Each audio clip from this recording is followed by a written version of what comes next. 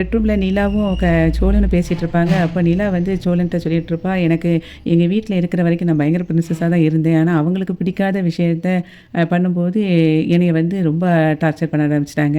அப்படின்னு சொல்லிட்டு சோழன்ட்ட ஃபீல் பண்ணி சொல்லிக்கிட்டு இருப்பா. அப்ப சோழன் சொல்லுவான், "நீ ஏன் இப்படி கவலைப்படுற? நம்மளுக்கு வந்து ஒரு ரிசப்ஷன் தானே வைக்கிறாங்க. அவங்களுடைய ஆசை அத நிறைவேத்துறாங்க. நீ ஏன் அத யோசிச்சுட்டு இருக்க?" அப்படின்னு சொல்லும்போது, நிலா சொல்லுவா, "உங்களுக்கு எல்லாம் புரியாது.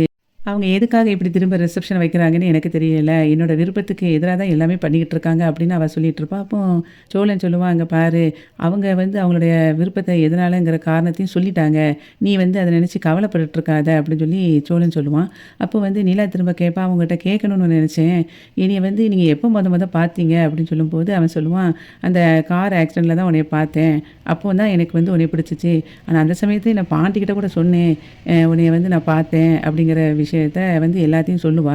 அப்போ எனக்கு இப்போ என் கண்ணு முன்னால நீ வந்து ஒரு மனைவியா இருக்கிறேங்கிறது எனக்கு ஆச்சரியமா இருக்கு அப்படின்னு சொல்லிட்டு இருக்கும்போதே, அந்த பழச எல்லாத்தையும் இவகிட்ட சொல்லிக்கிட்டே இருப்பான் ஒவ்வொரு விஷயமா நடந்தத.